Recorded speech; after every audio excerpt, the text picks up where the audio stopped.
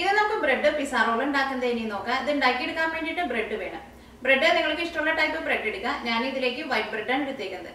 ഇതിലേക്ക് ഫില്ലിങ്ങിന് വേണ്ടിയിട്ട് ചിക്കൻ്റെ ഫില്ലിംഗ് ആണ് കൊടുക്കുന്നത്.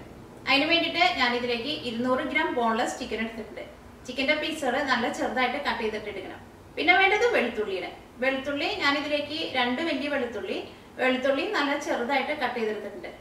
ഇതിലേക്ക് ഇഞ്ചിയും ചേർക്കണില്ല, സവോളയും ചേർക്കണില്ല. പിന്നെ വേണ്ടത് പച്ചമുളകാണ്. പച്ചമുളക് നിങ്ങളുടെ എരിവിനനുസരിച്ചിട്ട് എടുക്കുക. പച്ചമുളക് എടുക്കുമ്പോഴും പച്ചമുളക് നല്ല ചെറുതായിട്ട് കട്ട് ചെയ്തിട്ട് എടുക്കുക. പിന്നെ കുരുമുളകിന്റെ പൊടി വേണം. ഇതിലേക്ക് സാധാരണ നമ്മൾ ഉപയോഗിക്കുന്ന മസാലപ്പൊടികളൊന്നും ചേർക്കണില്ല. അങ്ങനത്തെ മസാലപ്പൊടികൾ ചേർത്തിട്ടുണ്ടെങ്കിൽ ഈ പിസ്സയുടെ ഫ്ലേവർ നമുക്ക് കിട്ടില്ല. പിന്നെ ഞാൻ ഇതിലേക്ക് ബേസിലും ചേർക്കുന്നുണ്ട്, ഒറിഗാനോയും ചേർക്കുന്നുണ്ട്. ഇത് രണ്ടും ഉണ്ടെങ്കിൽ ഇത് രണ്ടും ചേർക്കുക. അല്ലെങ്കിൽ ഇറ്റാലിയൻ ഹെർബ്സ് എന്ന് പറഞ്ഞിട്ട് നിങ്ങൾക്ക് വാങ്ങാൻ വേണ്ടിയിട്ട് കിട്ടും. അല്ലെങ്കിൽ പിസ്സ ഹെർബ്സ് എന്ന് പറഞ്ഞിട്ട് വാങ്ങാൻ വേണ്ടിയിട്ട് കിട്ടും. അതായിരുന്നാലും മതി. പിന്നെ വേണ്ടത് പിസ്സ സോസ് ആണ്. പിസ്സ സോസ് ഒന്നല്ലെങ്കിൽ കടയിൽ നിന്ന് റെഡിമെയ്ഡ് ആയിട്ട് വാങ്ങാം. അല്ലെങ്കിൽ പിസ്സ ഉണ്ടാക്കുന്ന 2 വീഡിയോ ഞാൻ യൂട്യൂബിൽ നേരത്തെ തന്നെ അപ്ലോഡ് ചെയ്തിട്ടുണ്ട്.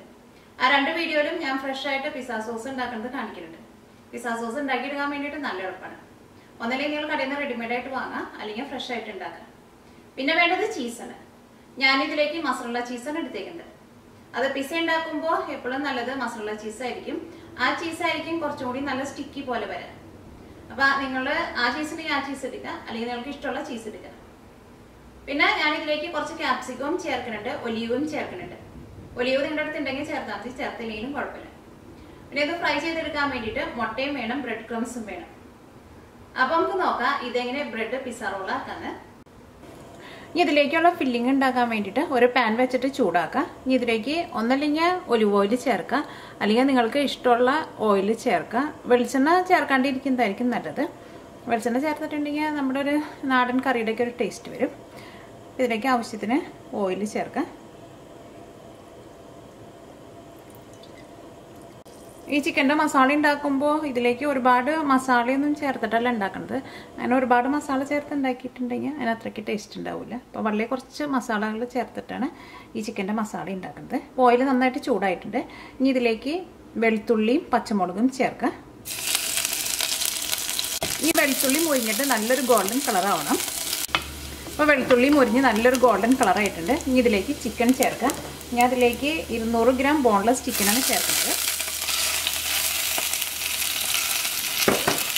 1 ടേബിൾ സ്പൂൺ പിസ്സ സോസ് ചേർക്കുക.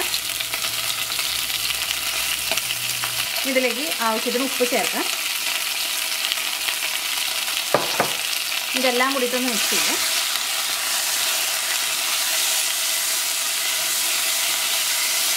ഇതിലേക്ക് കുരുമുളകിൻ്റെ പൊടി ചേർക്കുക. കുരുമുളകിൻ്റെ പൊടി നിങ്ങളുടെ ടേസ്റ്റിനനുസരിച്ച് ചേർക്കുക. ഞാൻ അതിലേക്ക് 1/4 ടേബിൾ സ്പൂൺ കുരുമുളകിൻ്റെ പൊടിയാണ് ചേർക്കുന്നത്. പച്ചമുളക് ചേർക്കുമ്പോഴായിരുന്നാലും നല്ല എരിവുള്ള പച്ചമുളകിനേക്കാളും നല്ലത് അധികം എരിവില്ലാത്ത പച്ചമുളകായിരിക്കും. അല്ലെങ്കിൽ നമ്മൾ ആ പച്ചമുളക് കഴിക്കുമ്പോൾ അതിന് ഭയങ്കര എരിവായിരിക്കും. ഇത് മൂടി വെച്ചിട്ട് ഈ ചിക്കൻ വേവിക്കുക. ഇതിലേക്ക് വെള്ളമൊന്നും ചേർക്കണ്ട. ചിക്കൻ നന്നായിട്ട് ചൂടായി കഴിയുമ്പോൾ ചിക്കൻ്റെ ഉള്ളിൽ നിന്ന് തന്നെ ഈ ചിക്കൻ വേവാൻ ആവശ്യത്തിന് വെള്ളം വരും.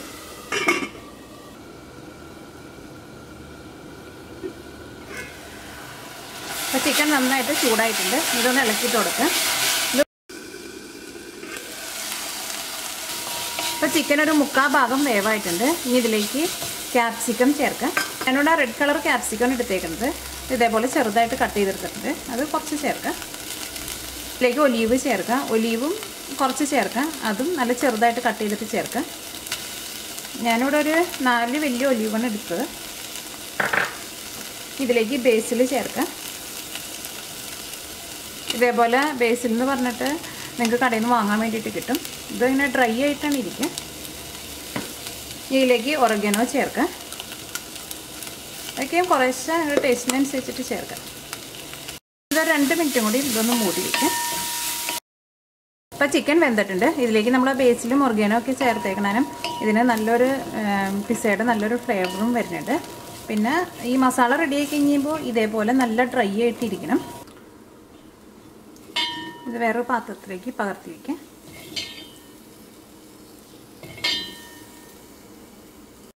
നന്നായിട്ട് ചൂടാറണം. ഇത് ബ്രെഡ് പിസ്സ റോൾ ആക്കാൻ വേണ്ടിയിട്ട് ഞാനിവിടെ ബ്രെഡ് എടുത്തിട്ടുണ്ട്. ഞാനിവിടെ വൈറ്റ് ബ്രെഡാണ് എടുത്തേക്കുന്നത്. പിന്നെ ചിക്കൻ്റെ മസാല വേണം. ഈ ചിക്കൻ്റെ മസാലയ്ക്ക് ഒരു പ്രത്യേക ഒരു ടേസ്റ്റ് ഉണ്ട്.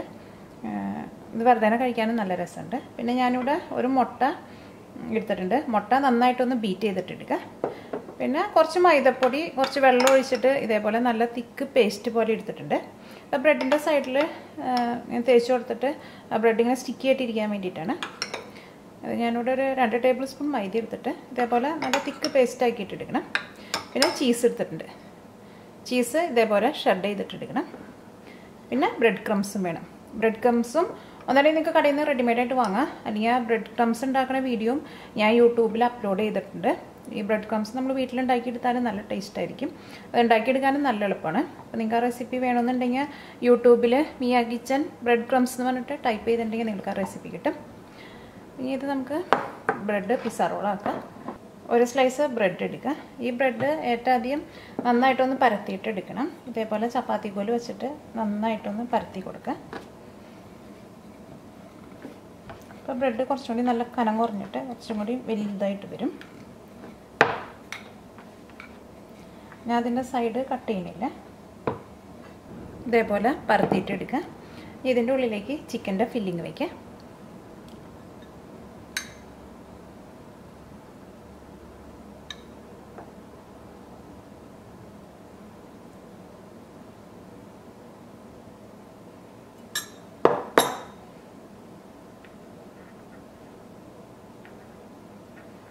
ഇതിങ്ങനെ സെൻറ്ററിലായിട്ട് ഇതേപോലെ ഇങ്ങനെ ഒതുക്കി വയ്ക്കാം.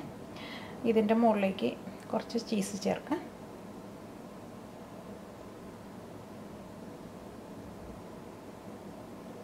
ഈ ബ്രെഡിൻ്റെ ഈ 4 സൈഡിലും കുറേശ്ശെ മൈദയൊന്ന് തേച്ച് കൊടുക്കുക. അതായിരിക്കും അതിങ്ങനെ ഒട്ടിയിരിക്കുക നന്നായിട്ട്.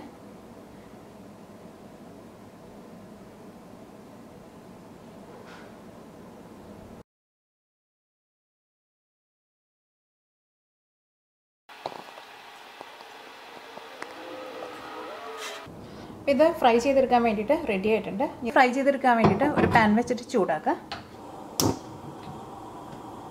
അപ്പോൾ പാൻ നന്നായിട്ട് ചൂടായിട്ടുണ്ട്. ഇതിലേക്ക് ഓയിൽ ഒഴിക്കുക.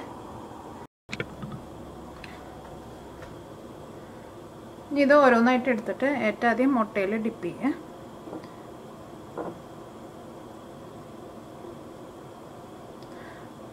ഇത് ബ്രെഡ് ക്രംസിലേക്ക് ഇടുക. ബ്രെഡ് ക്രംസ് ഇതിൻ്റെ എല്ലായിടത്തും ആവണം, ഈ സൈഡിലും ആവണം.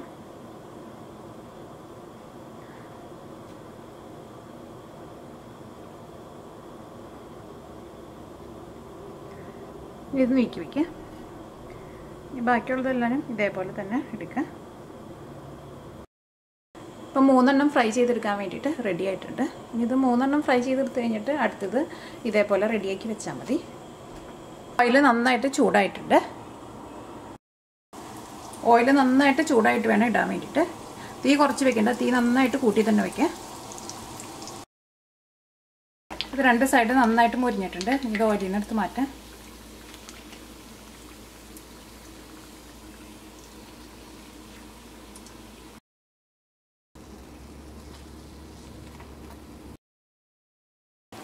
ഇതിങ്ങനെ വറുത്തെടുക്കുമ്പോൾ ഓയിലൊന്നും ഒട്ടും കുടിക്കില്ല. ഇപ്പോൾ 2 സൈഡ് നന്നായിട്ട് മുരിഞ്ഞിട്ടുണ്ട്. ഇനി ഇത് ഓയിലിൽ നിന്ന് എടുത്ത് മാറ്റാം. ഇതെല്ലാവരും ഫ്രൈ ചെയ്തെടുത്തിട്ടുണ്ട്.